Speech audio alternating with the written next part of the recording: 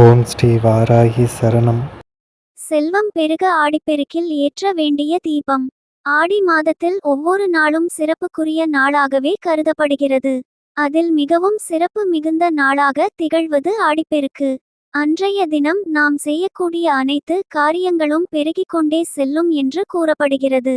அதோடு மட்டுமல்லாமல் நாளைய தினம் சனிக்கிழமை என்பதால் மகாவிஷ்ணு மகாலட்சுமிக்கு உகந்த நாளாகவும் கருதப்படுகிறது. அதனால் நாளைய தினம் மகாலட்சுமி தாயாரை நாம் வழிபாடு செய்தோம் என்றால் நமக்கு செல்வம் பெருகிக் கொண்டே செல்லும்.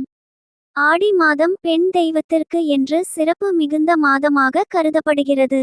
மகாலட்சுமிக்குரிய கிழமையாக வெள்ளிக்கிழமை திகழ்ந்தாலும் மகாவிஷ்ணுவிற்குரிய கிழமையாக சனிக்கிழமை திகழ்கிறது. அதனால் சனிக்கிழமை அன்று மகாலட்சுமி தாயாரை வழிபாடு செய்வது என்பது சிறப்பு மிகுந்ததாக கருதப்படுகிறது.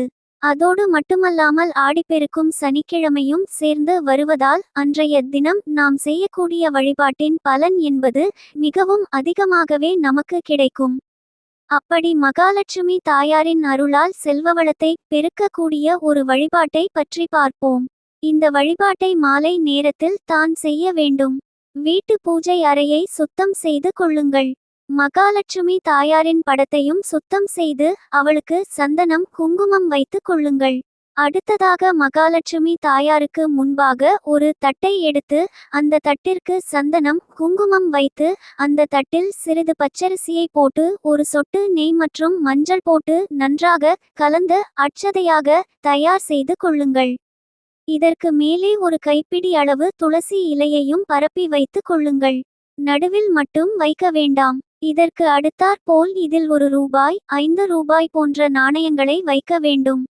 வீட்டில் சிறிய அளவில் இருக்கக்கூடிய தங்கம் வெள்ளி போன்ற பொருட்களையும் வைக்கலாம். அந்த பொருட்களை நாம் உபயோகப்படுத்தி இருந்தால் உப்பு தண்ணீரில் கழுவி பிறகு வைக்க வேண்டும்.